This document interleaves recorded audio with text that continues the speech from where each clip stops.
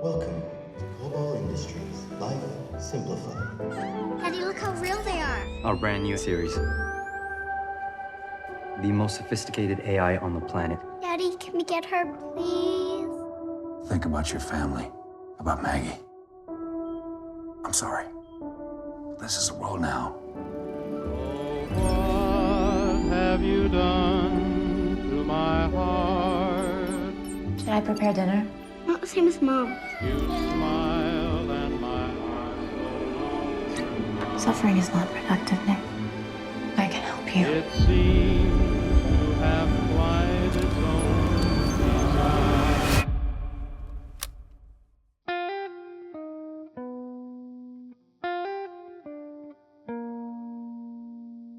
Bonjour à toutes, bonjour à tous et bienvenue dans le Scénarisme, le podcast qui explore l'art de raconter des histoires. Je suis Hugo Bioud, jeune scénariste passionné, et chaque mois je reçois un invité exceptionnel pour plonger dans les coulisses de ses créations. Pour ce nouvel épisode, je vous emmène à Hollywood, avec non pas un, mais deux scénaristes. Mieux encore, un couple de scénaristes. Will Honley, à qui on doit l'effrayant The Hive, Bloodline, Escape Game 2 ou encore Blood, et son épouse, April Maguire, avec qui il s'est lancé en coécriture pour aboutir au film de cet épisode, Subservience. Ce techno-thriller érotique, avec Megan Fox et Michael Moron à l'affiche, nous plonge dans un futur où les sims, humanoïdes dopés à l'intelligence artificielle, remplacent peu à peu les humains, même là où on ne les attend pas. On y suit Nick, un jeune père de famille débordé, entre un travail chaotique et la convalescence de sa femme, qui décide d'acheter Alice, une nounou androïde à la perfection troublante. Très vite, la dévotion de cette dernière auprès de son propriétaire laissera place à une fascination mortelle qui mettra en péril toute la famille. Cet entretien se déroulant dans la langue de Shakespeare, nos intervenants ont été doublés dans la langue de Molière par nos talentueux comédiens que sont Anaïs Pinelli-Herry et Zachary Clavel. Encore un grand merci à eux, mais si vous êtes plutôt Shakespeare, pas de panique, vous pouvez passer directement aux alentours de la 30e minute pour écouter l'entretien dans sa version originale. Si le podcast vous plaît, n'hésitez pas à vous abonner sur vos plateformes d'écoute préférées et à nous suivre sur les réseaux sociaux pour ne rien manquer des prochains épisodes. Chaque écoute, chaque échange contribue à enrichir cette magnifique aventure. Mais pour l'instant, laissez-vous emporter par ce deuxième épisode du Scénarisme. Bonne écoute. Salut April, salut Will, comment vous allez tous les deux ? On va plutôt bien, merci. Ouais, tout roule, tout roule. Will, je suis ravi de te voir ici, surtout que tu étais encore mon prof à UCLA jusqu'à hier soir. Donc ça me fait tout drôle de te retrouver dans un nouveau contexte. Pour commencer, pour les gens qui ne connaissent pas encore Subservience, est-ce que vous pourriez pitcher rapidement le film ? C'est quoi en gros ce techno-thriller érotique ? What is it about? When we were originally conceiving it and C'est quoi Subservience ? Eh bien, à l'origine, quand on en parlait, on disait c'est un peu liaison fatale, mais avec un robot.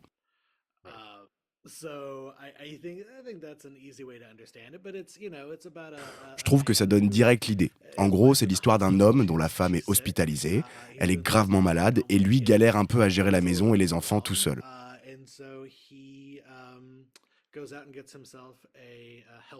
Du coup, il décide d'acheter un robot domestique pour l'aider au quotidien. On est dans un univers qui se passe dans un futur relativement proche, c'est-à-dire un monde presque comme le nôtre, où ces robots compagnons commencent à se démocratiser. Peut-être que tout le monde n'en a pas, mais on en voit déjà chez certains voisins un peu plus friqués, ce genre de choses. Et Nick, le personnage principal, se dit « Ok, c'est peut-être la solution pour m'aider avec les enfants et la maison. »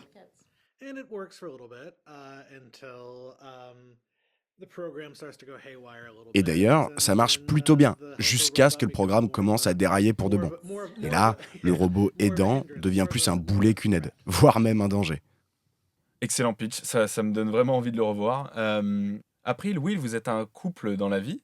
Comment ça se passe pour écrire ? C'est quoi votre méthode de travail ? Chacun a son domaine de prédilection ?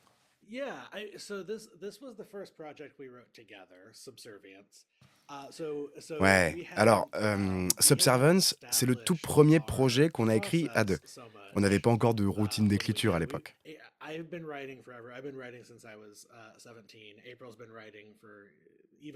Enfin, moi, j'écris depuis mes 17 ans, April aussi d'ailleurs, elle faisait déjà de la fiction depuis longtemps. Donc on connaissait nos façons de bosser, mais séparément.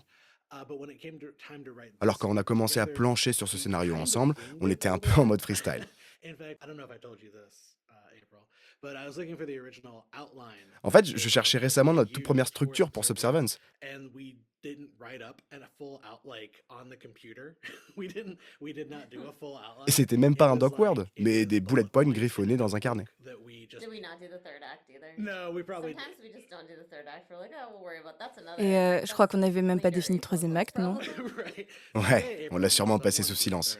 On s'est dit, bon, ça sera le problème d'April et Will du futur. Je me rappelle qu'on s'était réparti les séquences. Ok, moi j'écris cette partie, toi tu t'occupes de celle-là. Yeah, I think the reason why we started to write together in the first place, outside of, being married, that was Exact. making sure screen Sinon, presence pour la was petite correct, histoire, on the page. j'avais déjà de l'expérience pour ce qui est de rendre le scénario nickel sur la page, parce que Hollywood, les producteurs et tout, ils regardent déjà comment c'est mis en forme et ils jugent vite fait là-dessus. Donc ça, c'était plutôt mon point fort. April, elle est super balèze pour tout ce qui est personnage, dialogue, etc. Donc ça nous a semblé logique de combiner nos forces et d'écrire ensemble. Oui, je vois. Quand j'ai lu la première version, j'ai eu l'impression qu'il y avait plein de scènes, plein de séquences, et ça m'a rappelé cette phrase de Jordan Peele qui disait un truc du genre pour une première version de scénario, il faut se rappeler qu'on est juste en train de mettre du sable dans un seau pour construire un château de sable plus tard. Et effectivement, ça m'a donné cet effet d'écriture vraiment libre dans ce premier jet. Et je me demandais qu'est-ce que ça donnait pour vous d'écrire au jour le jour, morceau par morceau, cette première version. I remember it was pretty smooth, like it came pretty easily, which I think is usually. Franchement, je me rappelle que ça coulait tout seul. C'est souvent bon signe. Parfois, t'as des scénarios où chaque scène est un calvaire, I feel like that one, the characters kind of spoke to us. mais là, It was sort of les persos nous parlaient, shaped and later l'intrigue se mettait en fast-forward place. by producers and directors. Like, I feel like we had a sense early on of what we wanted. Bien sûr, plus tard, les producteurs et le réalisateur nous ont donné des remarques, mais je trouve qu'on avait déjà une direction très claire dès le départ. On savait quel thème on voulait développer. On n'a pas trop bougé de ça. Yeah, it's interesting you say free and as if we were discovering things. Just for context. C'est marrant we que tu wrote parles the de original liberté, draft parce qu'on a écrit la première 7 version il y a 7 ou 8 ans, en un mois à peu près. I was working professionally at that point, and so a lot of the work I was doing at that time was trying to cater to different market À l'époque, realities. je bossais déjà comme Because, scénariste, je trying to faisais write pas with mal de producers, boulot trying to write alimentaire with pour des studios prods, des and studios. pitching on J'écrivais projects des that, pitchs pour des necessarily projets que je love, n'aimais pas but forcément, mais bon, you il guys fallait bien gagner sa vie. And so I think that when it came time to write the script with April, Donc quand on s'est mis à there- écrire I ce don't know, script, I avec remember April, feeling a certain j'ai senti une sorte de grand bol d'air, quoi. On ne On pensait pas spécialement à ce que veut le marché, ni à est-ce que ça correspond à ce que les producteurs attendent. And like some of the things, like we had pushback later from certain producers about the morality of what was going Oui, on. par la suite, on a effectivement eu des réactions de producteurs sur la question morale, genre « Quoi, il trompe sa femme ?» Alors qu'on n'était pas là à dire « Super, il la trompe !» On ne s'est juste pas posé la question de qu'en pensera le public au moment d'écrire. Exact. Et justement, la question « Est-ce qu'avoir une relation sexuelle avec une intelligence artificielle, c'est tromper ?» nous a occupé un bon moment. Alors là, vous me devancez, puisque c'était justement une de mes prochaines questions. Ouais, c'est pas étonnant. Je veux dire, c'est vrai qu'on a fait le tour du truc. Je pense qu'April et moi, on était d'accord pour dire que c'est pas exactement de la tromperie. Mais on se disait que c'était une question intéressante, en tout cas. Tu te dis, ok, moi ça m'intrigue, j'espère que ça intriguera aussi les spectateurs. Nick, le héros est architecte dans ce film, il conçoit des structures, tout comme vous, scénaristes, vous construisez une histoire. En lien avec les grèves récentes, cette peur que certains emplois artistiques soient menacés par l'IA, est-ce que c'était une métaphore délibérée? Qu'est-ce que vous en pensez, vous, de l'impact de ces nouvelles technologies sur l'écriture de scénarios?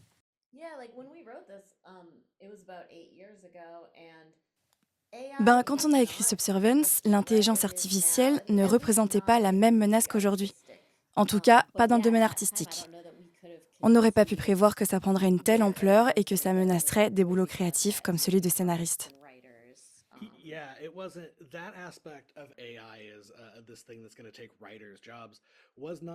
Ouais, l'idée que l'IA pourrait remplacer l'auteur n'était pas du tout dans l'air.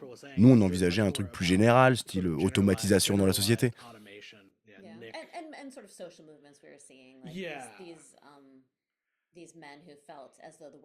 Et puis aussi une sorte de mouvement social autour du fait que certains hommes se sentent largués ou que leur virilité est remise en cause ou leurs compétences face à cette modernité.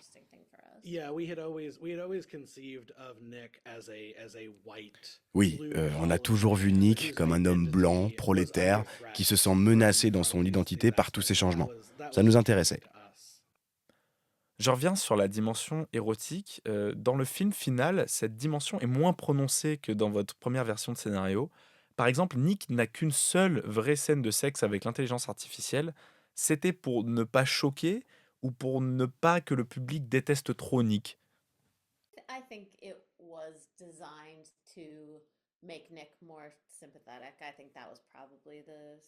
Je pense que l'idée, c'était surtout de rendre Nick plus sympathique. Parce que dans la version actuelle, c'est devenu juste des scènes que fantasme Nick lorsqu'il fait son footing, si je me souviens bien. Oui, dans le film, on voit Nick faire son jogging et imaginer ce qui aurait pu se passer. Alors que dans nos premières versions, la scène se produisait réellement. Oui, exactement. The word likable is a very important word for producers. It's a very important word for studios. And I understand why they... Je crois que c'est lié à la question de la sympathie. Les producteurs veulent que le public s'attache au perso principal, ce qui se comprend. Mais parfois, je trouve qu'un perso intéressant est plus fort qu'un perso gentil.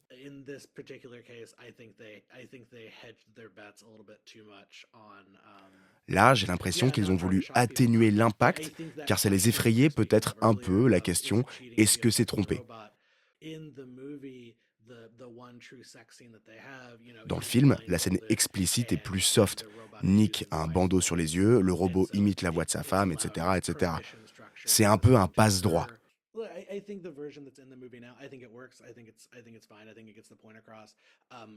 Ça marche, mais ça perd un peu de nuance à mon goût.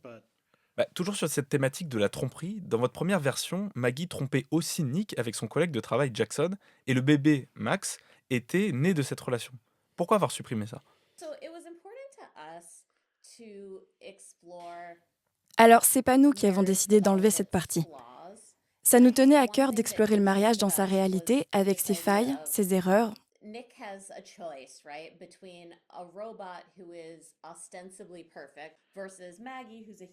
On trouvait intéressant que Nick doive choisir entre un robot parfait et Maggie, qui est un être humain complexe.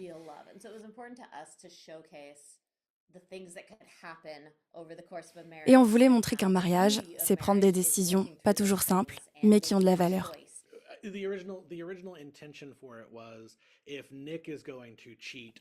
Oui, à la base, on voulait équilibrer les torts. Si Nick trompe avec un robot, on trouvait logique que Maggie ait aussi fait un truc similaire.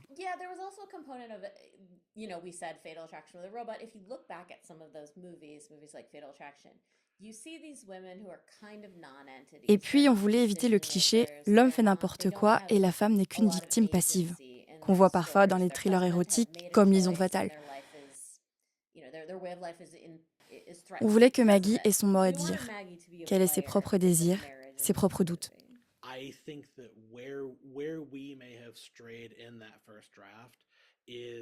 C'est ça. Après, c'est vrai que dans notre premier jet, c'était un peu lourd.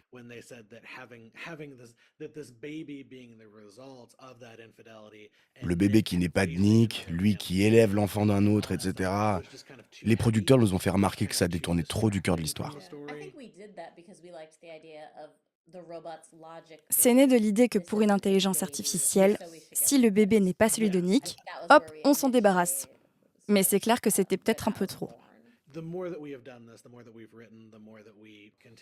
Voilà. Au fur et à mesure qu'on évolue, on a appris à simplifier, surtout au cinéma, où il faut aller à l'essentiel. Oui, en série, on peut développer plusieurs facettes d'un personnage. Un film, c'est plus concentré. Ouais, il faut rester sur un axe narratif principal.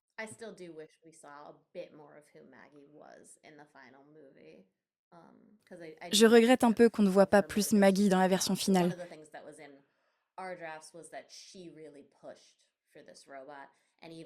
Ses motivations, le fait que ce soit elle qui veuille garder le robot, etc., ça s'est un peu perdu. Oui, je suis d'accord, on voyait beaucoup plus les motivations de Maggie effectivement dans la première version. Restons sur la logique du robot, Alice. Vous montrez qu'elle veut de plus en plus protéger Nick jusqu'à nuire à son environnement.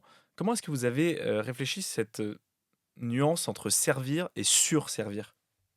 I think that motivation for Alice to get En rid of fait, the family ça and vient de la start même her réflexion qu'on life, avait. I think Une was kind relation of born parfaite out et of the same artificielle question, which is that, versus une relation you know, humaine mais compliquée. she does not necessarily want to see Nick struggle to take care of this wife for 5 years or 10 years or 15, and she Dans doesn't sa want tête to de see robot, Nick elle se dit struggle. So I Nick think va se within tuer à la her tâche s'il doit gérer sa femme malade et les enfants, it just donc made je vais l'en sense soulager. to her to do kind of a quick, okay, now they're À sa gone. manière, c'est un peu je tranche le problème à la source. Yeah, yeah, as AI Ouais, et si on se place strictement du point de vue de l'IA, elle n'a pas forcément tort quand elle dit « ces gens-là, ils vont t'apporter que des galères Yeah, that was another question that we were playing with as we were working on this movie. And I think, again, it's important to keep the context in mind of at the time when we wrote this movie, there has been Bon, this quand on a écrit ça, il n'y pressure avait over the pas last few encore years toute cette vague de of films avec des movies that are robots similar domestiques to flippants. But at the time, these questions that we were wrestling with were sort of new questions to us. We hadn't seen these things represented that much. Je veux dire, on se posait nous-mêmes la question, comment un robot percevrait-il les choses?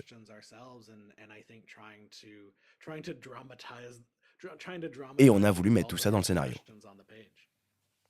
D'ailleurs, il y a une scène dans le film qui n'était pas dans votre première version, où Monty, l'ex-collègue de chantier de Nick, se fait carrément tuer par Alice. Avant, il ressortait juste blessé. À quoi ça sert selon vous? C'est pour montrer tout de suite qu'Alice peut vraiment être dangereuse? Yeah, I definitely think that was a piece of it. That was a note that the producers gave us. Oui, The note exactement. of Alice C'est un retour qu'on a eu des seeing producteurs Monty qui trouvaient que Monty was originally disparaissait de born l'histoire out of un this peu trop vite dans idea notre of version. just the Monty story feels incomplete. How can we complete it? And I think the answer to that question Du coup, ils se sont became, dit, well, could pourquoi that pas be an développer un interesting truc kill où scene? Alice va le A voir pour en scare finir? scene? Can we get some of the genre elements of the story into a scene like that? Yeah, And Et ça permet de montrer l'ampleur de la menace, de dire « ok, cette IA ne fait pas semblant ». so it was one of those cool occurrences where a producer note or a producer thought actually does lend itself to something that I think is beneficial to the Exact. story overall. Ça boucle l'arc de I Monty quite et ça like introduit Monty's clairement story l'aspect and film de genre avec un meurtre going to marquant. see him and Ça, trying to kill c'est le him genre de and notre seeing producteur qui peut him. I vraiment think enrichir that l'histoire. Perso, established j'aime that bien cette scène. threat pretty firmly. Une autre question, vous bossiez sur Subservience bien avant que Megan ou The Alpha Test sortent. Des films qui traitaient aussi de la peur de l'intelligence artificielle. Vous avez vécu comment c'est sorti? Vous aviez l'impression qu'on empiétait sur votre terrain ou plutôt que ça confirmait votre bonne intuition? Well, it was funny because we had actually, when we were sending out our script for C'est marrant parce qu'on avait envoyé to different Subservience aux producteurs we qui allaient sent faire it Megan to et ils nous ont people who répondu did Megan, « on and aime bien, mais on a they déjà un truc en liked it, préparation sur but le were même like, oh, sujet ». we have a C'était Megan. similar project that, that project was Megan. On a adoré ce film d'ailleurs. Which Il est we vraiment actually marrant. loved. I think by the time like the Oui, trailers c'est and sûr. stuff were Mais quand coming les out premières for bandes annonces de Megan, Megan sont I sorties, think on avait we déjà had tourné been Subservience, je shot. crois. Yeah. So yeah, to me, I feel like we were right. I feel like we Ouais, were ça nous a justified surtout in conforté dans our l'idée qu'on était fascination sur un with this bon topic. concept. Yeah. On était And juste we un were peu just en a little avance, ahead of je the dirais. curve, and it's I think Companion, which came out couple months ago. Et le film Companion, sorti récemment, se rapproche peut-être un peu plus de la thématique du couple. Mais encore une fois, ça reste une autre approche. yeah, Companion was Oui, fantastic. Companion était Even though super, it's very mais c'est quand different. même pas la même histoire. Yeah. Quand on a annoncé le casting, donc Megan Fox et Michele Morrone, est-ce que vous vous attendiez à des acteurs aussi hot? Ça a changé votre perception du film? I think we always thought that it should be a sexy movie, that it should On a be toujours like a pensé que ce fun serait un date film night sexy, movie, un peu idéal pour une soirée entre potes ou un couple. So yeah, like we were very excited about getting Megan Fox. We thought Donc we've forcément, always liked voir her. Megan Fox, on a été ravis, And on we l'admire think beaucoup. that, she has she's good in roles Elle like a un this, super Jennifer's registre. Body and stuff Elle sait is, être she's good inquiétante, at being genre scared, but she's Jennifer's also Body, good at having this mais humanity aussi to her. avoir un côté So I think vulnérable. we were Donc excited on était about très the chaud pour ça. potential. Yeah, I in particular I was excited about our director Scott Dale had worked with Megan before on a movie called Till Death, Perso, j'étais super content parce que notre réalisateur, Scott Dale, avait déjà bossé avec Megan sur Till Death, que j'adore. Elle est excellente dedans.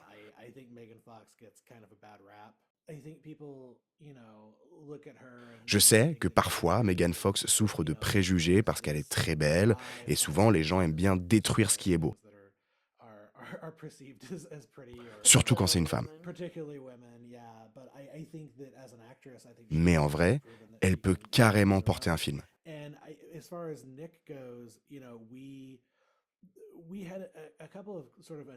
Pour Nick, on avait pensé à plusieurs noms.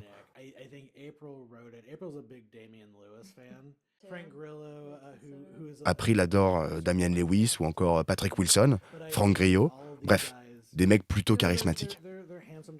Yeah, I think the only thing that we were kind of pushing back on at various phases was not casting someone too young. Le seul truc qu'on voulait pas, c'était un acteur de 45 ans et une actrice de 20 ans. You know that it happens in movies. You'll see a lot of 20-year-old actors. C'est le genre de truc qu'on voit parfois et qu'on n'aime pas trop. Don't love that. Yeah, and thankfully we never went too far down the road No. on any of those actress Ouais, specifically. heureusement, ça ne s'est pas fait. Was two actors who are, I think they're pretty equally matched in terms Yeah. of. Là, on a deux acteurs qui ont à peu près le même âge, un niveau de glamour un peu équivalent, donc c'est très bien. J'ai une question un peu plus prof à élève. Dans Subservience, vous y allez à fond sur ce qu'on dit souvent qu'un bon film, c'est ceux qui respectent les promesses de la prémisse. Et là, on a un thriller sexy avec un robot. Euh, Comment vous pensez que vous avez fait pour ne pas vous perdre en route et rester fidèle au concept jusqu'au bout?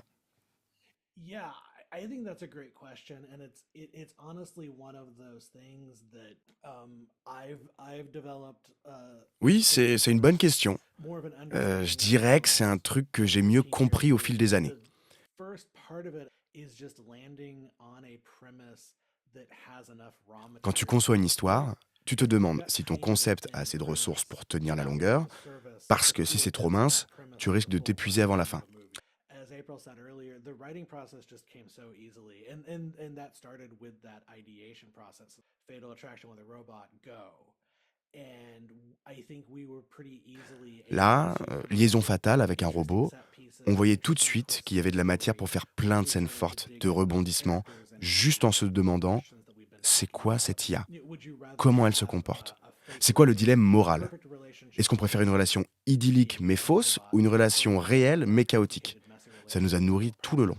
We also had the benefit of grafting the story onto kind of a traditional. On s'est aussi inspiré de la structure des vieux thrillers sexy des années 80 et 90 en modernisant. I think a lot of guideposts. Or things we wanted to turn Ou en away changeant ce qui nous plaisait moins pour actualiser. So yeah, and for this particular movie, it was not hard to stick to the heart of the premise.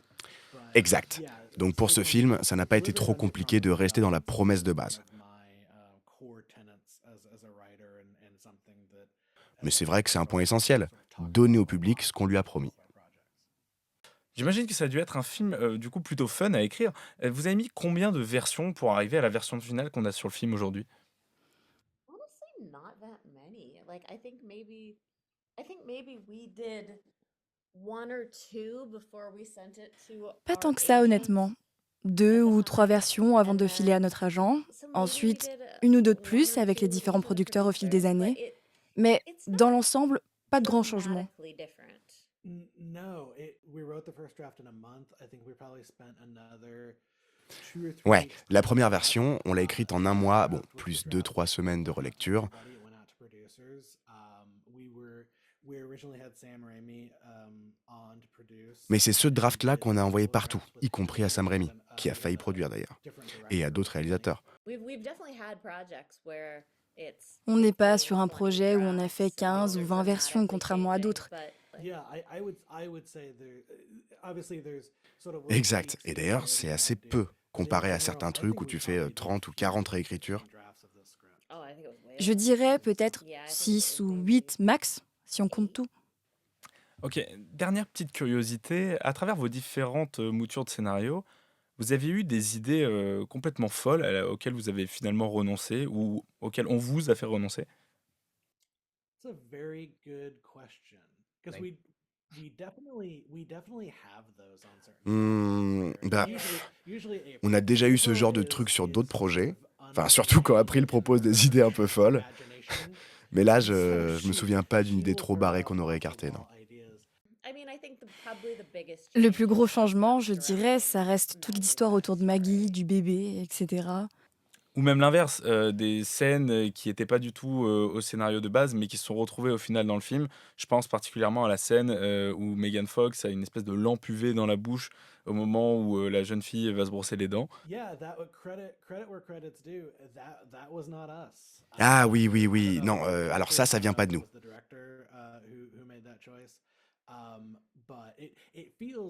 Je sais plus si c'est le producteur ou le réalisateur qui a eu cette idée, mais on se doutait que c'était sûrement Scott, parce que c'est un visuel marquant.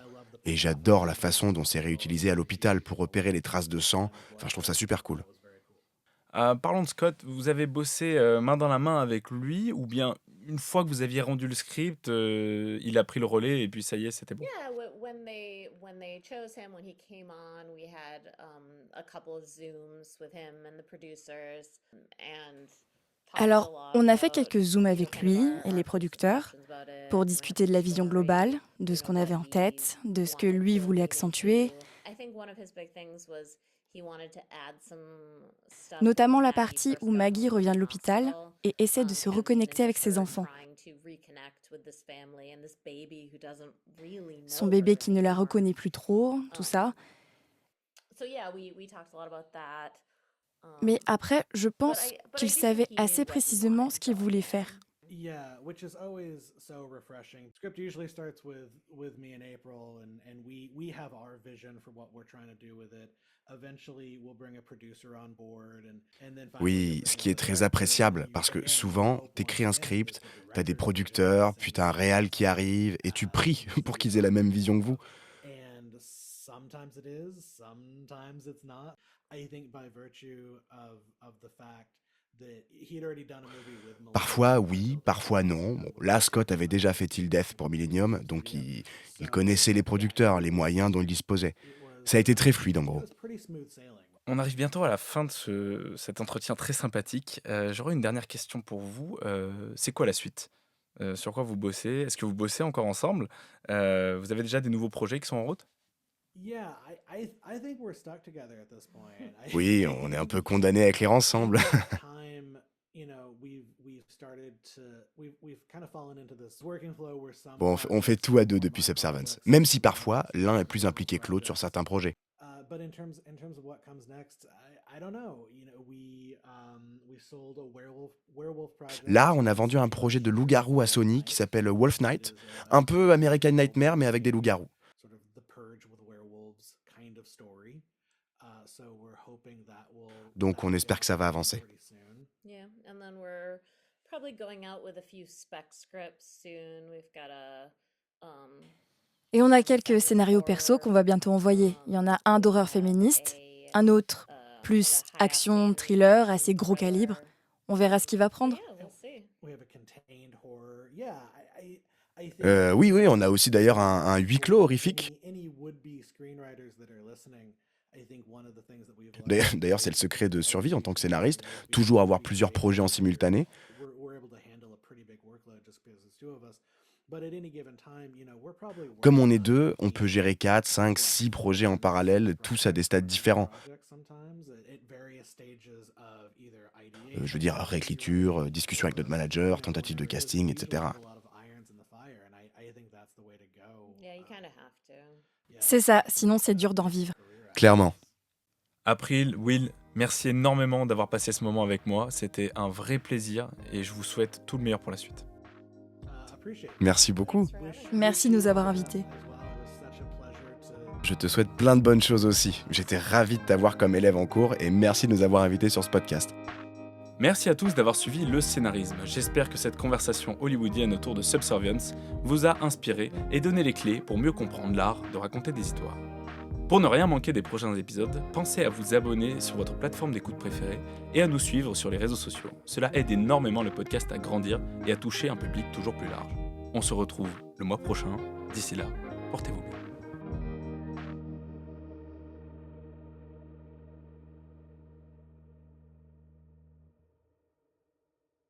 Si vous êtes encore là, c'est que vous voulez écouter la version originale. C'est parti. Hello, April. Hello, Will. How are you both doing? Doing okay. We're good. We're Yeah. good. Will, I'm very delighted to have you here, especially since you were my professor in UCLA all the way to yesterday night. So it's a pleasure to see you again in a new setting. So my first question will be, for those who haven't discovered Subservience yet, could you guys give us a brief pitch? What is this erotic techno-thriller about? What is it about? When we were originally conceiving it and pitching it and thinking about it, our short pitch was Fatal Attraction with a robot. Right. So I think that's an easy way to understand it, but it's about a man who his wife's in the hospital. She's sick. He's doing the best he can at home with the kids, but he's a little bit overwhelmed. And so he goes out and gets himself a helper robot lady to help around the house. And It's one of those worlds where it's like 5 minutes in the future. So these home domestic, companions are becoming more common. Maybe not everyone has them, but your wealthier neighbors have them. You're seeing them around town more frequently.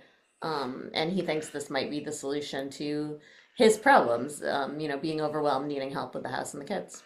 And it works for a little bit until the program starts to go haywire a little bit, and then the helper robot becomes more of a yeah, more of a hindrance, more of a threat than a help. That's a brilliant pitch. I really want to see it again now. So yeah. So how was it like to you guys are a couple. So how is it going? What is your process when you're writing together? Who brings what? Who is better to do what than the other? I don't know. I was curious about it. Yeah, so this was the first project we wrote together, Subservience.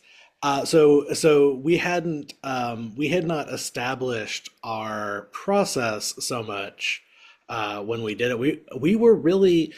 I've been writing forever. I've been writing since I was 17. April's been writing for even longer than that, in terms of like fiction writing and things like that. So both of us were fairly. We knew how we liked to write, and we had our own individual processes that we used. But when it came to time to write this script together, we kind of winged it a little bit. In fact, I was looking for the original. I don't know if I told you this, April, but I was looking for the original outline that we had used for Subservience, and we didn't write up a full out like on the computer.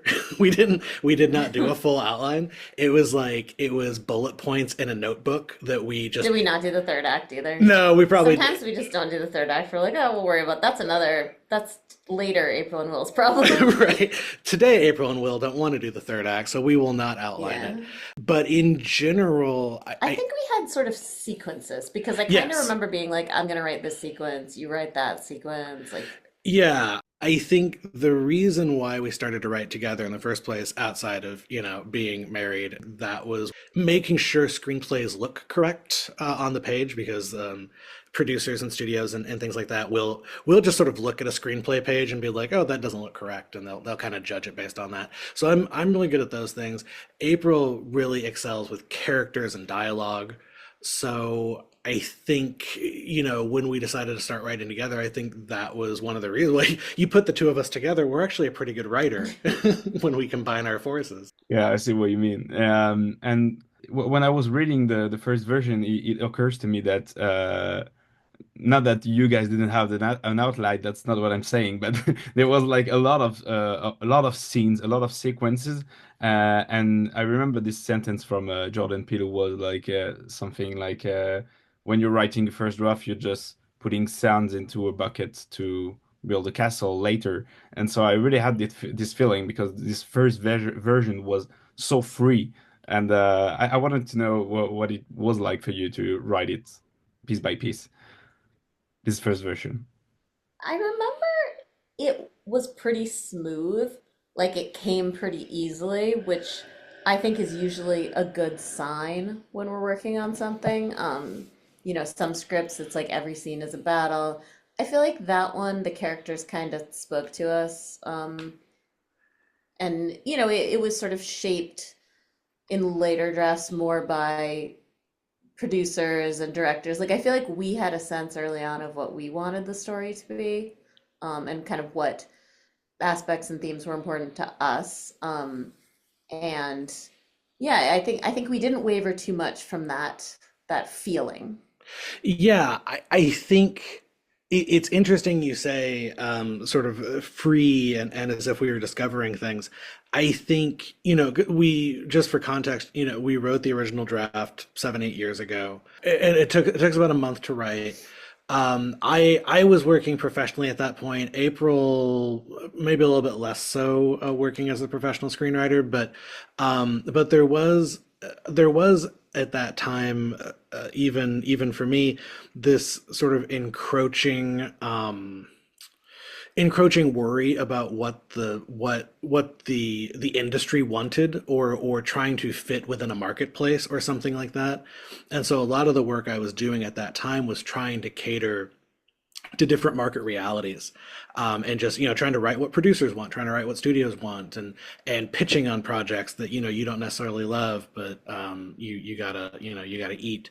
And so I think that when it came time to write the script with April, I don't know, I remember feeling a certain freedom in that. We weren't like, we knew that there was something inherently commercial about the concept, and we knew that it was a concept that excited us. And generally, as a writer, if something excites you, you hope it will excite other people. That's one of, you know, Not always the case. Not always the case, but you hope. But it's kind of one of the benchmarks you use.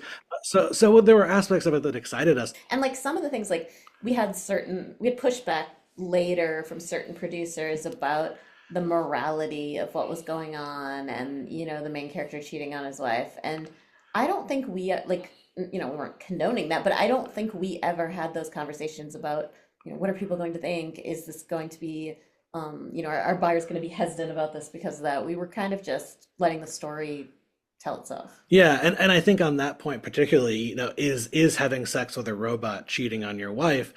You and I didn't think about, again, like you said, we didn't think about what producers would say about that, but you and I talked about that question extensively. Yeah, we thought it was an interesting. Guys are telling me because that was one of my next questions. Okay, yeah. Obviously. Yeah, and I don't know where. I guess we just sort of went around and round and round on that point, and I think we both kind of landed in the same spot of it's probably not. But we knew that it was a question that intrigued. Again, you know, you're sort of, as a writer, you're sort of working in this kind of hole by yourself, and you hope that you're doing the right thing. And I think that when you find something that intrigues you, like that question, is having sex with a robot cheating, you hope that question intrigues other people. Yeah. So moving on to the next question, Nick, the main character, is an architect. He builds the structures just like screenwriters build story, I guess. In light of the recent strikes and the fear around certain jobs being threatened by AI, creative jobs, would you say that this was a deliberate metaphor, or how do you view the evolution of screenwriting in those new technologies? Yeah, like when we wrote this, it was about 8 years ago, and AI was not the threat it is now, at least not in the artistic. But yeah, at that time, I don't know that we could have conceived where AI was going to go, that it would become a threat to, you know, artists and writers. Yeah, it wasn't that aspect of AI. AI is writing, or AI is this thing that's going to take writers' jobs, was not really in the public consciousness 7 or 8 years ago. Yeah. So yeah, as April was saying, it was much more about sort of generalized automation. Yeah. Nick. And sort of social movements we were seeing, like these men who felt as though the world was passing them by, and that they were not, you know, their skills were not up to the task. Maybe their sexual prowess wasn't up to the task. That was sort of an interesting thing for us. Yeah, we had always conceived of Nick as a white blue collar man whose identity was under threat from these aspects. Well, that was intriguing to us. I had a question about what you mentioned earlier, about the sex scenes. In the final film we see today, the erotic dimension is noticeably less present than in the original first draft. For Yeah. example, Nick has only one explicit scene with robots. Was that to avoid shocking the audience too much, or to lessen the empathy viewer might feel towards Nick, or for other reason maybe? I think it was designed to make Nick more sympathetic. I think that was probably the studio's intention. Like basically that the scene that plays out as sort of a dreamy fantasy kind of thing in the garage, when I think it's when he's running. Yeah, there's a scene in the movie where he's running and he's sort of fantasizing about, isn't he fantasizing about like what it would have been like? Yeah, whereas in our version, he actually it did play out that way. That did happen. Yeah, I remember that.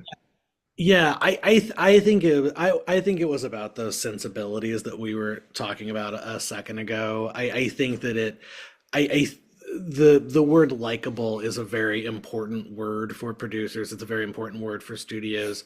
And I understand why they want characters to be likable. Likability goes towards relatability and all these kinds of things. But I think that sometimes interesting, a character being interesting is more valuable than a character being likable. In this particular case, I think they hedged their bets a little bit too much on not trying to shock people. I think that question that we were speaking of earlier of is it cheating if you have sex with a robot, which was, like I said, a very intriguing question for us. I think it was a very scary question, perhaps, for the studio. And so by limiting the amount of sex, by sanitizing some of that sex, in the movie, the one true sex scene that they have, he's blindfolded and the robot is using the wife's voice. And so it's allowing this permission structure for this thing to occur. Look, I think the version that's in the movie now, I think it works. I think it's fine. I think it gets the point across. I think maybe some of that nuance gets lost in the translation, but just to stay on that note, on the likability, in the first version of the script, Maggie had an affair with a colleague, Jackson, and the baby Max was the result of that relationship. Simple question, but why did you remove that arc? Well, it was not our choice. I guess it wasn't. Yeah. So it was important to us to explore marriage with all of its flaws. And I think one thing that interested us was this idea of Nick has a choice, right, between a robot who is ostensibly perfect, is not going to get old, is not going to get sick, is always going to look the same, is always, up for whatever he wants, always on his side, versus Maggie, who's a human who is flawed and isn't always going to agree with him, but she's real. That's a real relationship. That's real love. And so it was important to us to showcase the flaws and the things that could happen over the course of a marriage, and how the beauty of marriage is working through those things and making a choice, even though, this is hard, but it has value. It's worth it. And so I think that was where that storyline came out of for us. The original intention for it was, if Nick is going to cheat or quote unquote cheat, then we wanted Maggie to have had some sort of indiscretion as well. Yeah, there was also a component of it, we said Fatal Attraction with a robot. If you look back at some of those movies like Fatal Attraction, you see these women who are kind of non-entities. They're not decision makers. They don't have a lot of agency in their stories. Their husband has made a choice and their life is, their way of life is threatened because of it. We wanted Maggie to be a player in this marriage and in this movie. Yeah, and I think I think all of that is correct. All of that feels correct to me. I think that where we may have strayed in that first draft is it's pretty it's one thing for Maggie to have had an affair with a colleague, and therefore she and Nick are kind of on an equal playing field when it comes to infidelity. I do think that the producers were correct when they said that having this baby being the result of that infidelity and Nick raising another man's kid and all that stuff was just kind of too heavy, was kind of too distracting from the Yeah. I story. think we did that because we liked the idea of the robot's logic being this isn't his baby, so we Yes. should get rid of it. Yes. I think that was where we initially sort of where that was born. The more that we have done this, the more that we've written, the more that we continue to work and write scripts and all that, the more that we have started to value streamlining and just kind of making sure everything is as clean as possible. And Particularly in movies. TV, there's a lot more freedom to have three-dimensional character. Yeah, movies are kind of about one thing, and I think that having the child that wasn't his child, it just kind of made things a little bit too messy, for not a ton of gain, I Yeah. guess.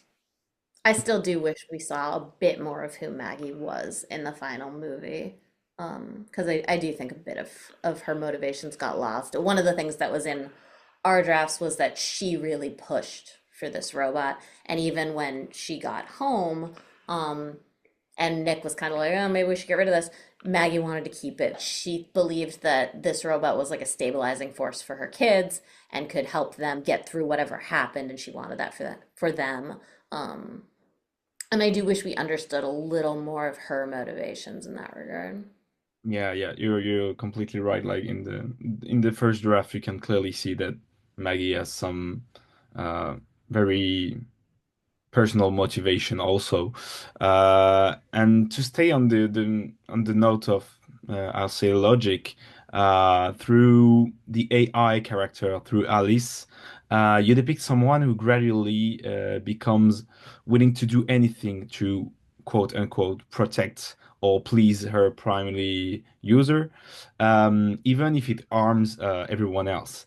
So my question will be, how did you develop this dilemma between serving and over serving? I think that was born like as April was just talking about this idea of a perfect relationship with a robot versus a messy relationship with a human. I think that motivation for Alice to get rid of the family, get rid of the wife, all that stuff, I think was kind of born out of the same question, which is like, she does not necessarily want to see Nick struggle to take care of this wife for 5 years or 10 years or 15, like however long her heart has, right? And she doesn't want to see Nick struggle for however long to take care of these kids. So I think within her own robot logic, it just made sense to her to do kind of a quick, okay, now they're gone. His life will be bad today, but it'll be simpler tomorrow. Yeah. As AI, evaluates things, she's not wrong in the things that she's saying. These people will cause him pain. Yeah, that was another question that we were playing with as we were working on this movie. And I think, again, it's important to keep the context in mind of at the time when we wrote this movie, there has been this proliferation over the last few years of movies that are similar to Subservience, right? You've got things like Megan or Afraid, or there's a number of smaller budget ones as well.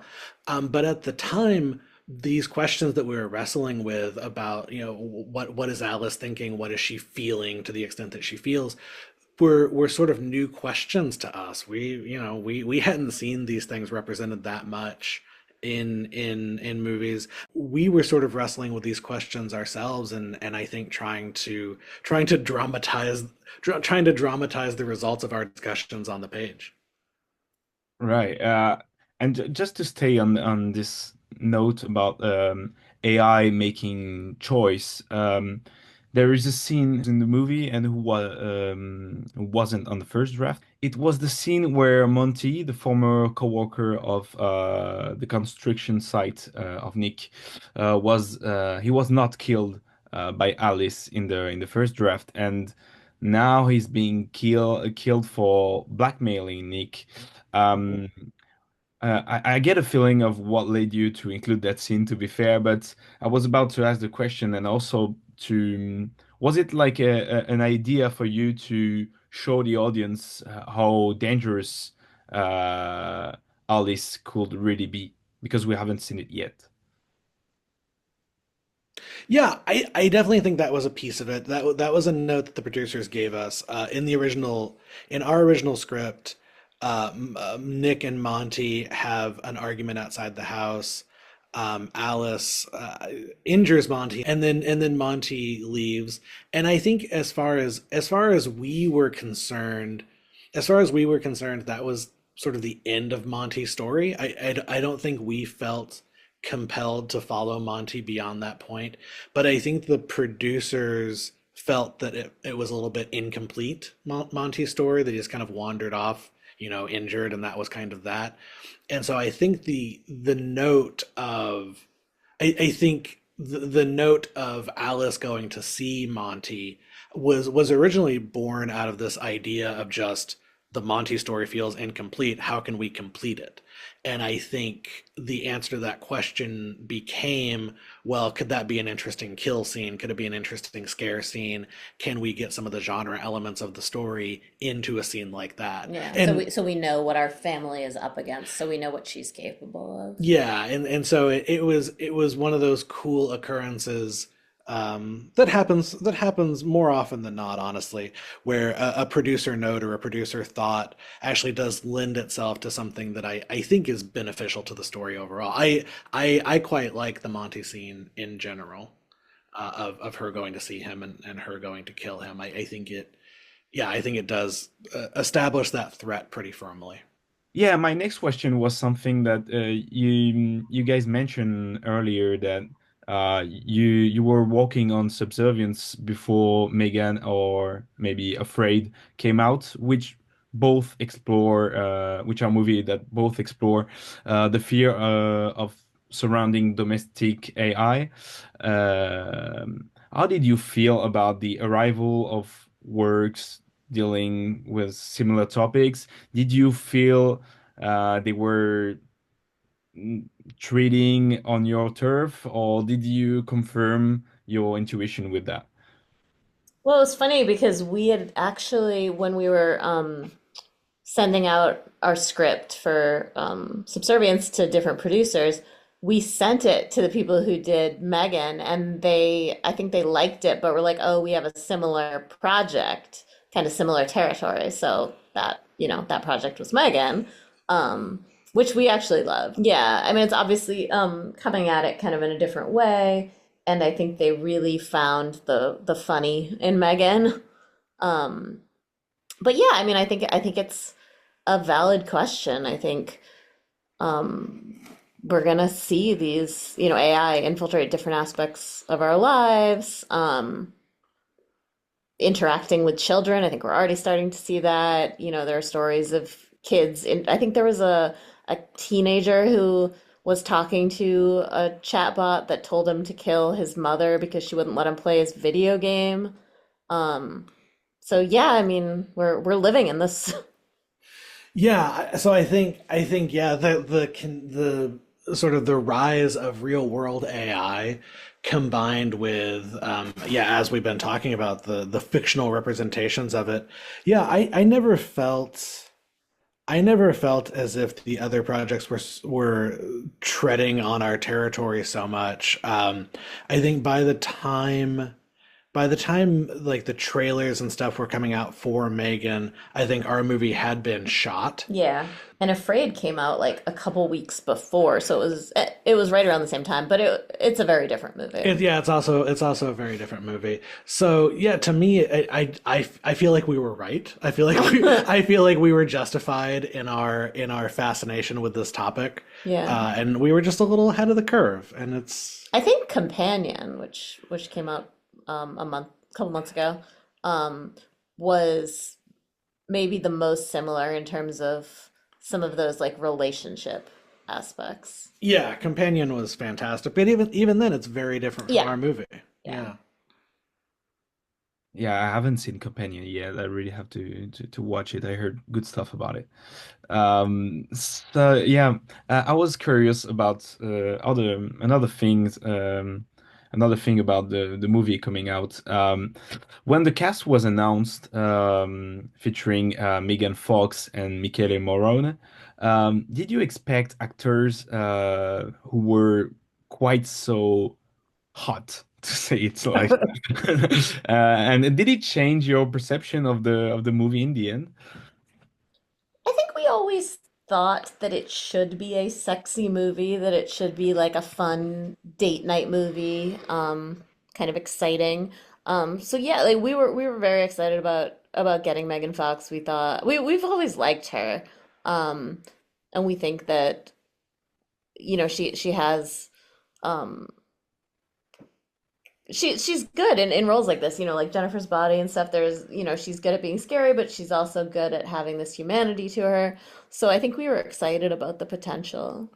Yeah, I in particular was excited about our director Scott Dale had worked with Megan before on a movie called Till Death, which I think is a fantastic film. And I think what he was able to get out of her acting wise in that movie, she carries the movie. It's a really good movie, and she's very good in it. And so I think once we saw that was going to be our director and that was going to be our lead actress, I was very encouraged by that. I think Megan Fox gets kind of a bad rap. I think people, look at her and they think that she's pretty, and there's this drive by some people to sort of destroy things that are perceived as pretty, or Particularly women. particularly women. Yeah, but I think that as an actress, I think she's proven that she can hold her own. And as far as Nick goes, we had a couple of sort of initial thoughts for Nick. I think April wrote it. April's a big Damian Lewis fan. And so I don't know if he's classically sexy, and certainly not in the same way that Michelle is, but somebody that you certainly think is very handsome. But I think so he was up there. Patrick Wilson was another one that we thought a lot about, and I don't think either. Frank Grillo too. Frank Grillo, who is a bit closer to what Nick ultimately became. But I think all of these guys, are they're handsome gentlemen, and so I think we always imagined that the sex, we thought that the sex would be one of the selling points of the movie. Yeah, I think the only thing that we were kind of pushing back on at various phases, when we were with different producers, was not casting someone too young as the Alice role, because that it happens in movies. You'll see a lot of the 20-year-old actress paired with a guy who's in his 40s, and we just don't love that. Yeah, and thankfully we never went too far down the road on any of those actress suggestions, because I think that could have ended up badly. I think what we ended up with was two actors who are, I think they're pretty equally matched in terms of their ages, in terms of their hotness.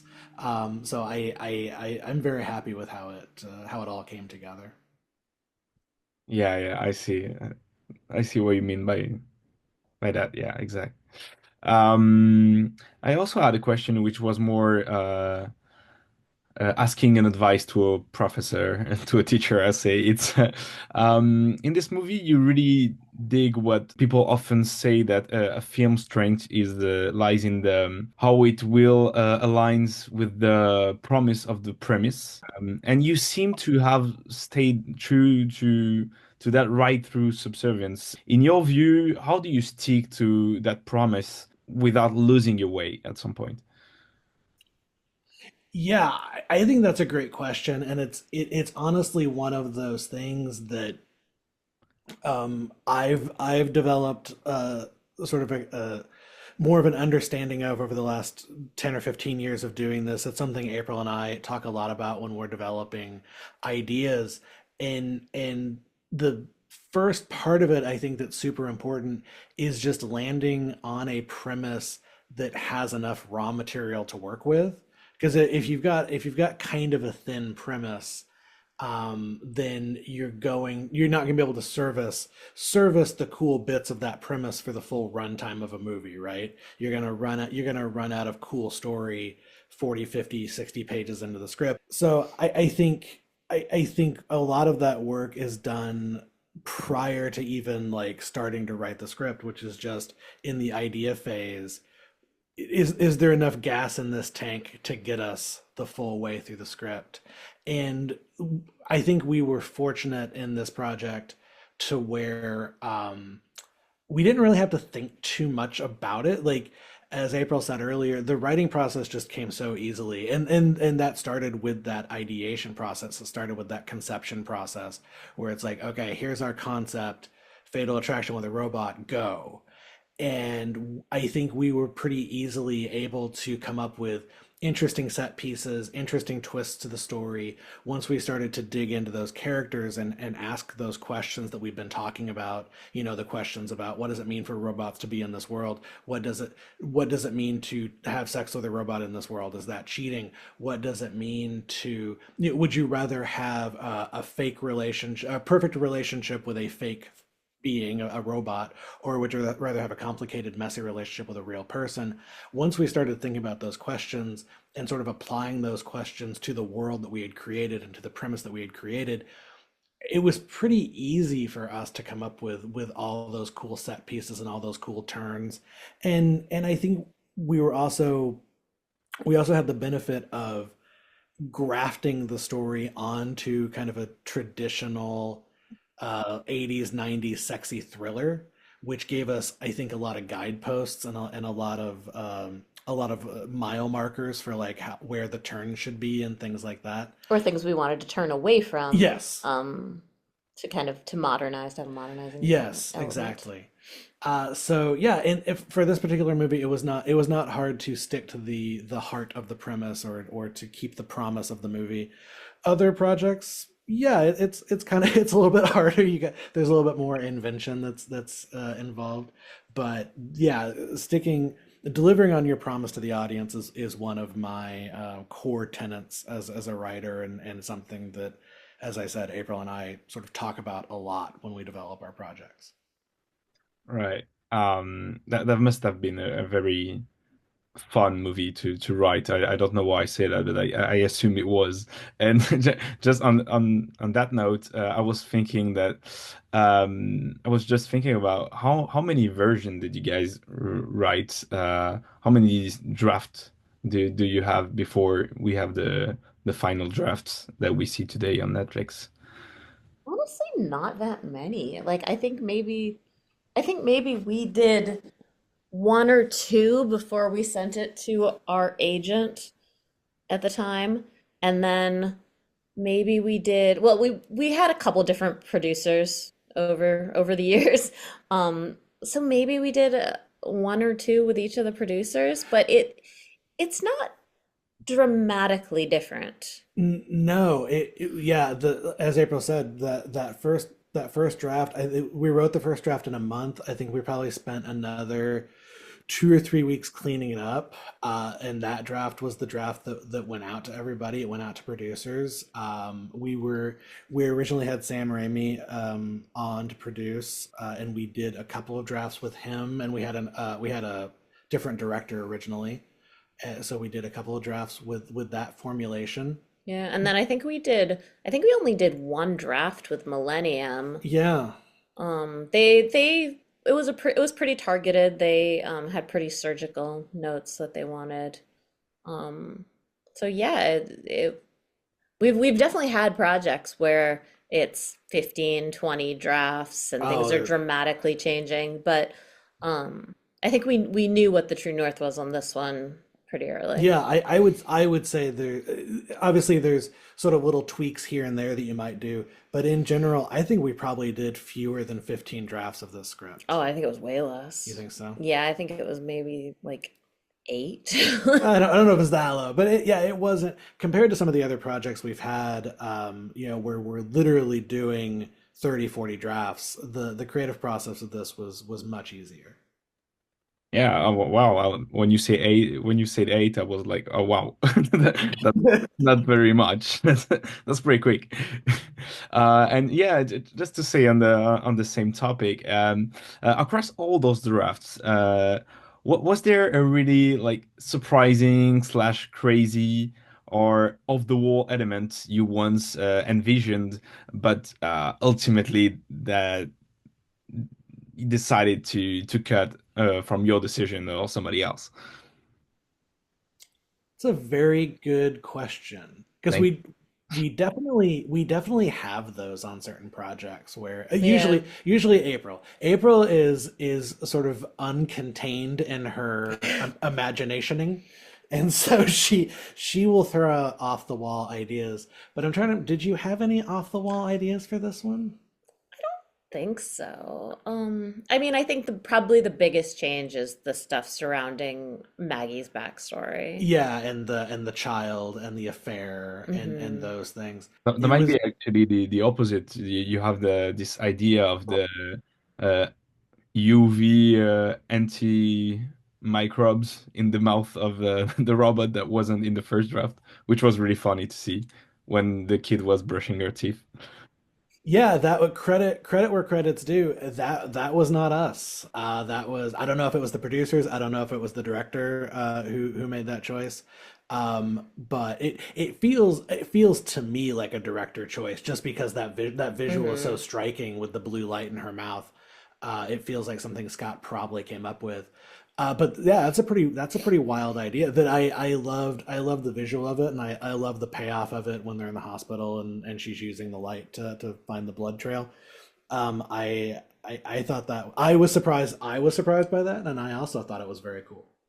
And yeah, speaking about Scott, did you guys not? Did you guys work a little bit with him, or as soon as you guys had sent the whole script, that was it, and it was his? Did he ask for guidance from your part? Yeah, when they chose him, when he came on, we had a couple of Zooms with him and the producers, and talked a lot about, kind of our conceptions about it, coming up with the story. What he wanted to lean into. I think one of his big things was he wanted to add some stuff when Maggie first got home from the hospital, kind of lean into her trying to reconnect with this family and this baby who doesn't really know her anymore. So yeah, we talked a lot about that. But I do think he knew what he wanted going in. Yeah, which is always so refreshing because, just to peel back the curtain on the creative process a little bit, right? Like, the script usually starts with me and April, and we have our vision for what we're trying to do with it. Eventually we'll bring a producer on board, and you hope that the producer's vision is the same as your vision, and oftentimes it is, oftentimes it's pretty close.